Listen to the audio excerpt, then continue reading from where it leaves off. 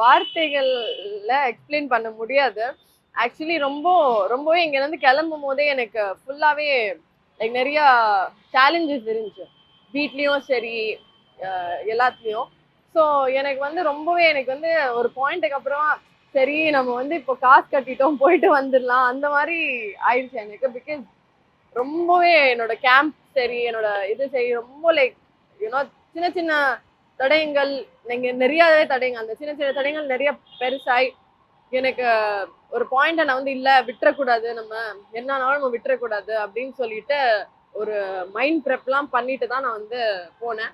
So ஒரு fight ஜெயிச்சதுக்கு அப்புறம் நான் ஃபுல்லா லைக் போயிட்டு யார்கிட்டயும் பேசிக்கல. அப்படியே லைக் உட்கார்ந்தேன், ஃபைட்டை இது பண்ணேன், கோச் கிட்ட பேசினேன், டீம்மேட்ஸ் கிட்ட லைக் எல்லாமே லைக் இது பண்ணேன். ஏன்னா நிறைய லைக் நம்ம மைண்ட்ல போட்டுக்க வேணாம், என்ன இருந்தாலும் வீட்டுக்கு போய் பாத்துக்கலாம் அப்படின்னு சொல்லிட்டு ஃபுல்லாவே அங்க இருந்து ஸோ ஒரு ஃபைட்டும் ஜெயிக்கும் போது எனக்கு அது ரொம்ப பர்சனலா இருந்துச்சு.